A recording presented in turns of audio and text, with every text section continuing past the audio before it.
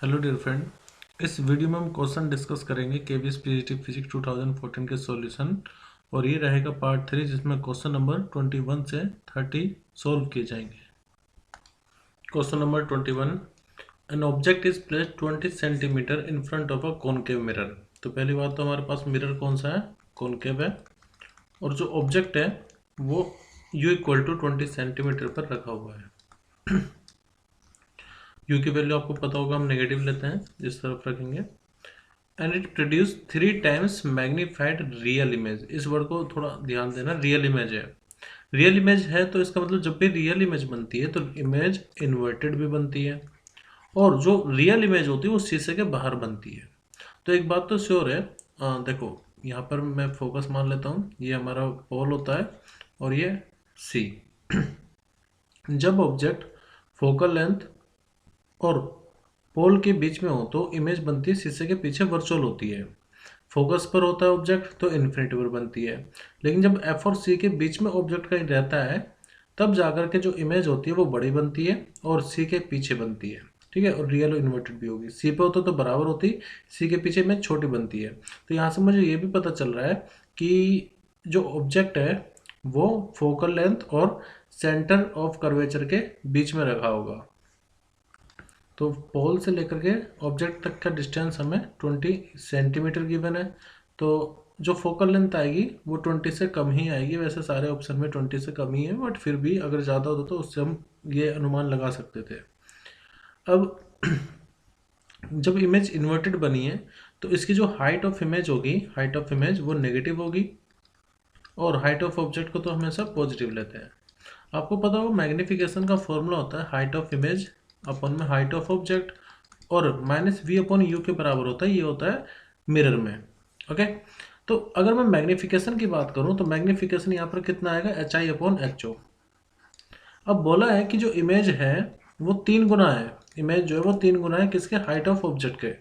लेकिन क्योंकि image real बन रही है और रियल होती तो इन्वर्टेड होती है, इसका मतलब जो हाइट ऑफ इमेज होगी ना ऑब्जेक्ट के रेस्पेक्ट में वो अपोजिट डायरेक्शन में बनेगी, यानी कि वो नेगेटिव बनेगी। इसका मतलब यहाँ से अगर मैं मैग्निफिकेशन देखूँ H I upon H O तो वो कितना आ जाएगा, -3। एम की वैल्यू कितनी आएगी, -3। देखो जब भी इमेज इन्वर्टेड बनती है, जब भी इमेज इन्वर्टेड बनती है तो मैग्निफिकेशन नेगेटिव रहता है। ध्यान रखना इस बात का, जब भी इमेज नेगेटिव रहेगी, मैं यहाँ पर लिख देता हूँ, अगर मान लीजिए इमेज इन्वर्टेड है तो मैग्निफिकेशन नेगेटिव रहता है। इमेज अगर पॉजिटिव है, सॉरी इमेज अगर वर्चुअल है, और वर्चुअल है तो इरेक्ट भी होती है, तो मैग्निफिकेशन पॉजिटिव आता है, ठीक है। और इन्वर्टेड इमेज इन्वर्टेड होती है तो रियल भी होती है। तो जब रियल इन्वर्टेड इमेज होगी मैग्निफिकेशन नेगेटिव आता है, जब इमेज वर्चुअल और इरेक्ट होगी मैग्निफिकेशन पॉजिटिव आता है। फिलहाल नेगेटिव इसलिए क्योंकि रियल इमेज, रियल और इन्वर्टेड इमेज है। अब ये किसके बराबर होगा, माइनस के वी अपॉन यू के, यानी कि -3 equal to minus V upon U की वैल्यू कितनी हम लेंगे, -20। माइनस से माइनस कैंसिल होगा, वी की वैल्यू कितनी आ जाएगी, -60 सेंटीमीटर। अब आपके पास वी की वैल्यू भी है और यू की वैल्यू भी है, हम फॉर्मूला अप्लाई करेंगे, फोकल लेंथ हमें निकालना है। तो फॉर्मूला होता है 1/f equal to 1/v plus में 1/u। ये मिरर के लिए फॉर्मूला यूज किया जाता है, लेंस के लिए यहाँ पर माइनस आ जाता है। अब फोकल लेंथ निकालनी, तो 1/v की वैल्यू कितनी है, -60 प्लस 1/u की वैल्यू कितनी है, -20। अब आप इसको सोल्व करें तो ये आ जाएगा 60 एलसीएम नीचे, यहाँ पर -1 और यहाँ पर -3, यानी कि -4/60। अब 60 को 4 से जब डिवाइड करोगे तो 15 आएगा, यानी फोकल लेंथ आ जाएगी -15 सेंटीमीटर, ठीक है। तो हमारा आंसर क्या होगा, 15। माइनस साइन ये शो कर रहा है कि जो फोकल लेंथ हमने निकाली है वो कॉनकेव मिरर के लिए निकाली है। नेक्स्ट क्वेश्चन है, the focal length of lens is 10 centimetre, power बताने कितनी होगी। देखो अगर डायप्टर की बात करें तो पावर इक्वल टू फॉर्मूला होता है 1/f, लेकिन ये तब होता है जब फोकल लेंथ मीटर में है, या फिर पावर इक्वल टू 100/f जब सेंटीमीटर में है। वैसे यहाँ पर आप 100 से मल्टीप्लाई डिवाइड करोगे तो वो ऊपर ही जाएगा, बात एक ही है। तो ये दोनों फॉर्मूले आप ध्यान रखना, p इक्वल टू 1/f जब मीटर में है, p इक्वल टू 100/f जब सेंटीमीटर में। फिलहाल तो सेंटीमीटर में है ना, तो पावर इक्वल टू 100 अपॉन में 10 कर दो, तो ये कितना आएगा 10 डायोप्टर, यानी कि ऑप्शन सेकंड सही रहेगा। 23 question, a microscope is having objective of focal length. देखो एफ नोट हमें गिवन है 1 सेंटीमीटर। माइक्रोस्कोप में आपको पता होगा दो लेंस होते हैं, एक छोटा वाला और एक बड़ा वाला। जो छोटा वाला होता है उसको ऑब्जेक्टिव बोलते हैं, और जो आंखों के पास रखा रहता है जिसके थ्रू देखते हैं वो होता है आई पीस। जो ऑब्जेक्ट के पास रहता है वो ऑब्जेक्टिव पीस। तो एफ नोट यानी कि ऑब्जेक्टिव की फोकल लेंथ 1 सेंटीमीटर है, और आई पीस की जो फोकल लेंथ है वो 6 सेंटीमीटर है। और ट्यूब की जो लेंथ है, मतलब ट्यूब की लेंथ मतलब इन दोनों के बीच का एक तरह से सेपरेशन, वो 30 सेंटीमीटर गिवन है। And the image is formed at least distant of distinct vision. इस पर मैं हाईलाइट कर देता हूँ, जो इमेज है वो कहाँ बन रही है, least distant of distinct vision पर। पूछा है कि मैग्नीफिकेशन कितना होगा। देखो मैं आपको दोनों फॉर्मूले बता देता हूँ। एक फॉर्मूला होता है जब image least distant of distinct vision पर बने, तो पहला फॉर्मूला है when the final image is formed at least distant of distinct vision. इसके लिए फॉर्मूला होता है या तो V naught upon U naught 1 plus D upon F E. जब एल दिया हुआ, दोनों के बीच का सेपरेशन दिया होगा, तो माइनस के एल अपॉन में F not 1 plus D upon F ई।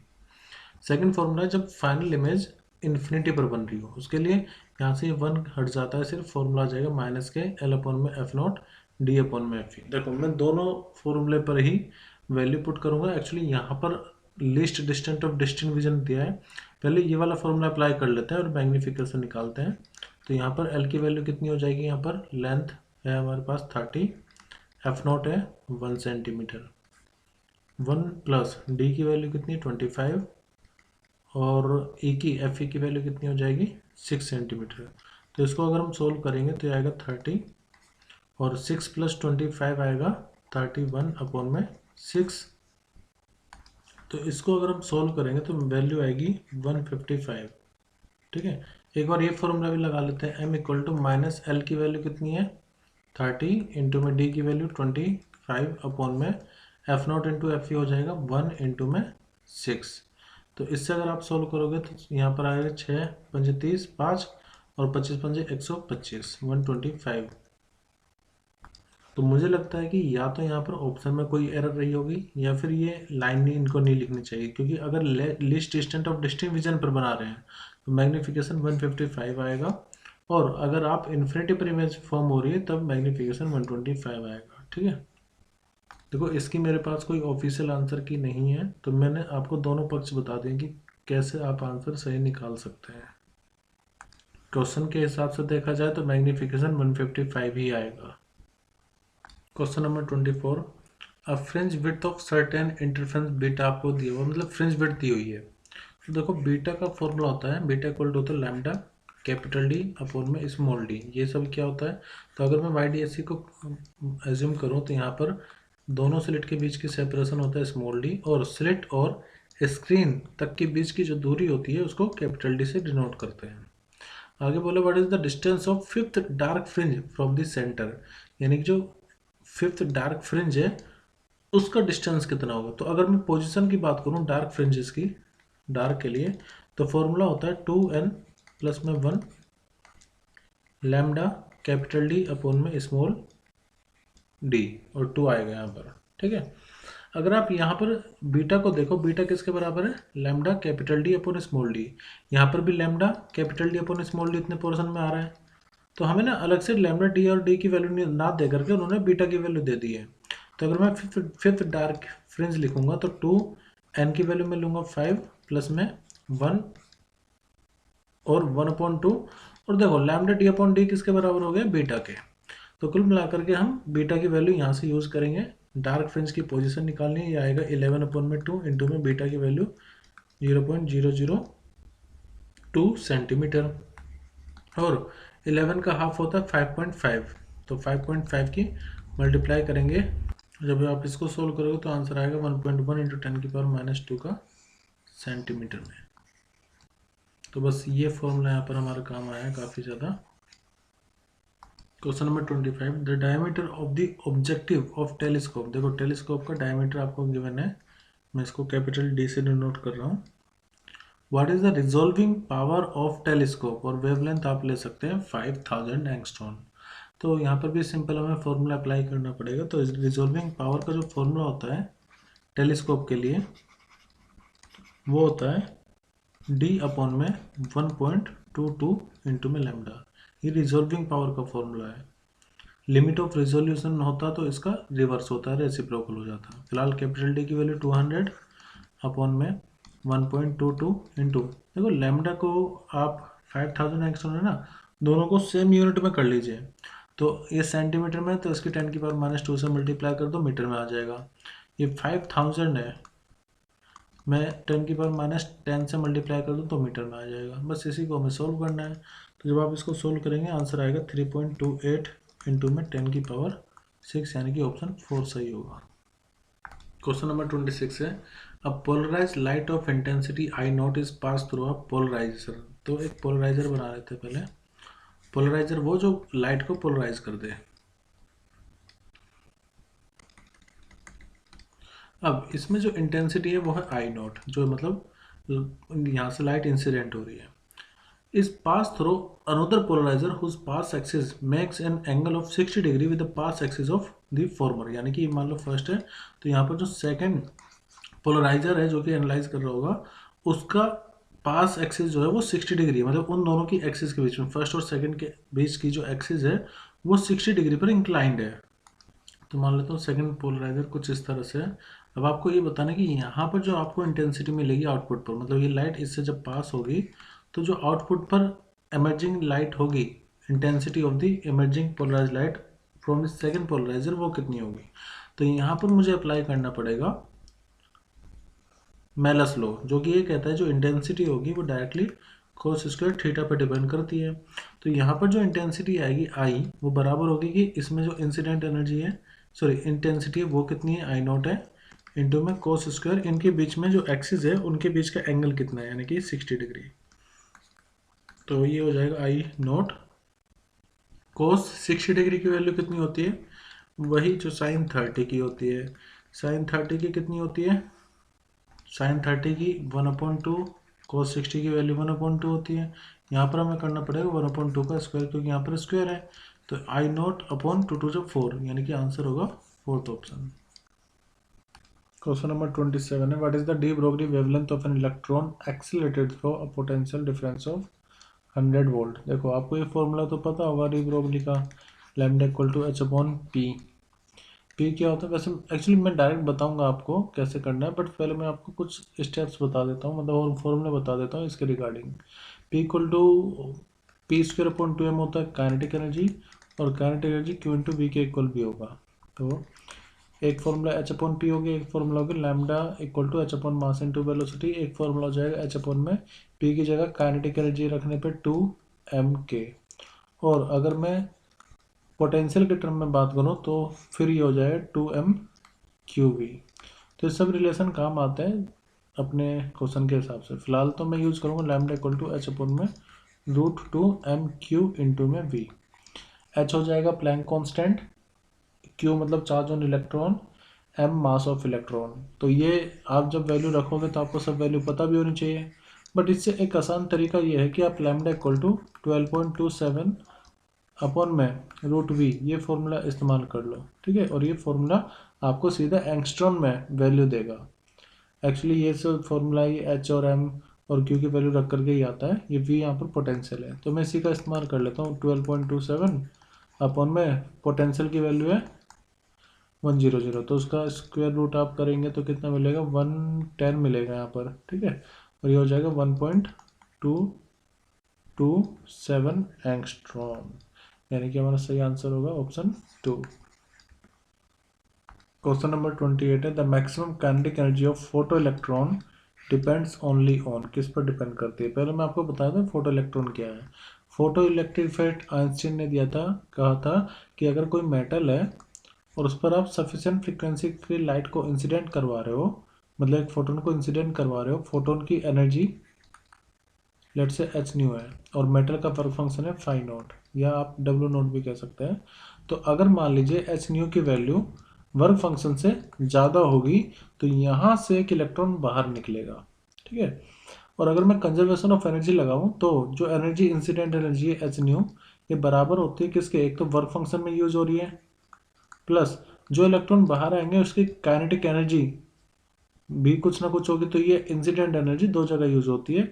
और ये आइंस्टीन की फोटोइलेक्ट्रिक इक्वेशन है जो कि कंजर्वेशन ऑफ एनर्जी पर बेस्ड होती है।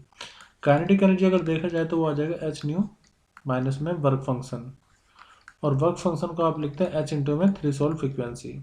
तो काइनेटिक एनर्जी इक्वल टू कितना आ गया, एच न्यू माइनस के एच इंटू में न्यू नोट। अब इसका मतलब देखो ये तो फिक्स होता है, कांस्टेंट होता है मेटल के लिए, तो जितनी ज़्यादा फ्रीक्वेंसी होगी, जितनी ज़्यादा न्यू होगा, उतना ज़्यादा ही उतना ही ज़्यादा ये डिफरेंस होगा। तो काइनेटिक एनर्जी एक तरह से डिपेंड किस पे करेगी, फ्रीक्वेंसी पर। किसकी फ्रीक्वेंसी पर डिपेंड करेगी काइनेटिक एनर्जी, जो इंसिडेंट इलेक्ट्रॉन्स आ रहे हैं उसकी फ्रीक्वेंसी पर, उसकी फ्रीक्वेंसी पर डिपेंड करेगी। जो फोटो इलेक्ट्रॉन बाहर जा रहे हैं ना उनकी काइनेटिक एनर्जी, जो फोटोन आ रहे हैं, देखो बाहर कौन जा रहा है, फोटो इलेक्ट्रॉन, आ कौन रहे हैं, फोटोन, फोटोन फोटो इलेक्ट्रॉन्स को बाहर निकालते हैं। तो जो काइनेटिक एनर्जी होगी वो फ्रीक्वेंसी पर डिपेंड करेगी। 29 ये बहुत कॉम्पिटिटिव एग्जाम्स में आपको देखने को मिलेगा क्वेश्चन, और मैंने अपने कई वीडियो में इसको एक्सप्लेन भी किया हुआ है। क्वेश्चन है which of the following spectral series of hydrogen atom is lying in the visible region. देखो विजिबल रीजन में कौन सा लाई करता है, आपने पढ़ा होगा स्पेक्ट्रल सीरीज के बारे में। तो ये 5 स्पेक्ट्रल सीरीज होती है, लाइमैन, बाल्मर, पास्चन, ब्रैकेट, पीटफंड। अब आप इसको ऐसे याद रखना, लव यू बीवी, ठीक है, अपने व्यू से प्यार करना चाहिए। तो लाइमैन, लाइमैन मतलब अल्ट्रावायलेट में लाई करेगा, बाल्मर करेगा विजिबल में, और बाकी जो तीन होंगे वो रहेंगे इंफ्रारेड में, ठीक है। तो लाइमैन किस में होगा, अल्ट्रावायलेट में, बाल्मर विजिबल, और बाकी तीनों इंफ्रा में। फिलहाल हमसे पूछा कि विजिबल में कौन लाई करेगा, तो विजिबल में कौन लाई करेगा, बाल्मर। तो अपना आंसर होगा बाल्मर। अगर अल्ट्रावायलेट पूछा होता तो हम लाइमैन सेलेक्ट करते हैं, इंफ्रारेड होता तो फिर इनमें से कोई एक होता। तो लाइमैन, अल्ट्रावायलेट, बाल्मर विजिबल, बाकी सब इंफ्रा इंफ्रा इंफ्रा, 3 बार बोलो infra infra infra. Next question है what is the energy of electron revolving in the third orbit expressed in electron volt. आपने फॉर्मूला तो पढ़ा होगा, n minus 13.6 upon n square. यहाँ पर पूछा है कि थर्ड ऑर्बिट में कितना होगा, तो एन की वैल्यू हम 3 ले लेंगे। जब एन की वैल्यू हम 3 लेंगे तो 13.6 को हम 3 के स्क्वायर से डिवाइड करेंगे, यानी कि 13.6 अपॉन में 3 3 या 9। तो जो थर्ड ऑर्बिट में एनर्जी होगी इट विल बी, तो ये आएगा 1.5 इलेक्ट्रॉन वोल्ट। मैं आशा करता हूँ कि जितने भी क्वेश्चन हमने इस पार्ट में डिस्कस किए हैं वो सब आपको क्लियर हुए होंगे।